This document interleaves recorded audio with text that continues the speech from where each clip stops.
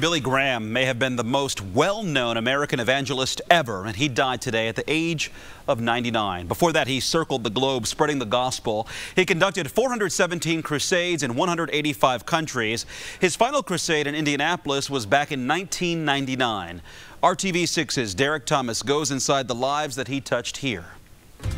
Reverend Billy Graham staged 3 crusades in Indianapolis, one in 1959, one in 1980, and finally one in 1999 at the RCA Dome. He was a larger-than-life person. Former Indiana Secretary of State Ed Simcox was the chairman of that final crusade. He became a friend of Graham. You can see them together in photos. Postcards trumpeted the June crusade, and then it came. A young Jeff Gordon, who is now retired from race car driving, testified about his relationship with God. You know, racing is still very important to me, and it is one of my priorities, but it certainly is not at the top. God is at the top. Simcox talked about Graham's impact on the Hoosier state.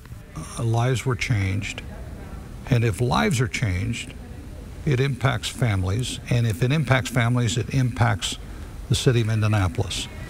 And so I look back on it as a great opportunity to impact the city in a very deep, rich way. I mean, literally down to the soul of the people who were there. Pastor Jim Borer was there. He was a young member of the crusade staff. You can see him in a group picture and also here chatting with Graham. This passing is just a great loss to this country, to this world.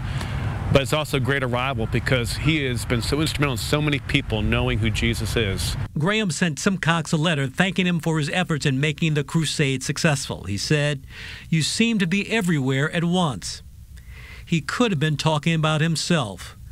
Billy Graham seemed to be everywhere at once. Derek Thomas, RTV6.